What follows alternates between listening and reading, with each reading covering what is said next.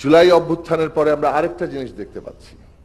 জুলাইয়ের মধ্য দিয়ে যে সামনে প্রশ্নগুলো এসেছিল যে জাতীয় সার্বভৌমত্ব রক্ষা করতে হবে, একটা বৈষম্যহীন বাংলাদেশ তৈরি করতে হবে এবং বিদ্যমান যে ফ্যাসিস্ট রাজনৈতিক ব্যবস্থা সেটা বদলে একটা গণতান্ত্রিক রাজনৈতিক ব্যবস্থা প্রতিষ্ঠা করতে হবে। কিন্তু এই যে প্রশ্নগুলো সামনে এসছে যেন এটা আসমান থেকে পড়েছে, এইটা হঠাৎ করে নাজেল হয়েছে, এর যেন কোনো প্রেক্ষাপট নাই। আমরা যদি পেছনের দিকে একটু তাকাই, এটার মধ্য দিয়ে আগের পুরো লড়াইটাকে অস্বীকার করে ফেলা হয়। এই যে গুম খুন হয়েছে, ইলিয়াস আলী থেকে শুরু করে ওই যে সাজিদুল হক, আমাদের কত মানুষ 700-800 রাজনৈতিক কর্মী একেবারে গুম করে দেওয়া হলো, হাজার হাজার কর্মীর পায়ে গুলি করা হয়েছে, পুলিশি নির্যাতনের মোকাবেলা করেছে এবং রাজপথে তাদেরকে হত্যা করা হয়েছে। এইটা কেবল শহরের মধ্যে নয়, আমি বাঞ্ছারামপুর উপজেলা, সেই ব্রাহ্মণবাড়িয়া জেলার, সেইখানে ছাত্র দলের নেতা নয়ন মিয়া একটা সমাবেশ থেকে তাকে গুলি করে পুলিশ হত্যা করে।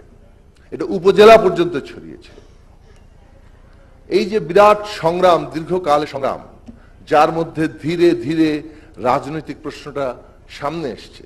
বাংলাদেশে এই যে একটা সার্বভৌমত্ব রক্ষার প্রশ্ন, কারণ আমাদের বাংলাদেশের রাজনীতিতে বিদেশি হস্তক্ষেপ এবং তাদের স্বার্থে এখানকার সরকার নিজের ভোটবিহীন শাসন জারি রাখতে পুরো পায়রাবি করে যাচ্ছে।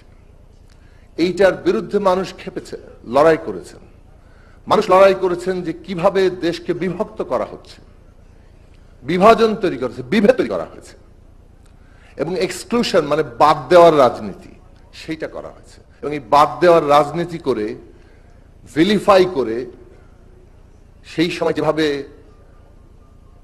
পাকিস্তানিদের সাথে বিরোধী দলকে যুক্ত করে একটা হত্যা করার জায়েজ করা হয়েছিল, এই বিভক্তির রাজনীতির বিরুদ্ধে লড়াই করা হয়েছে।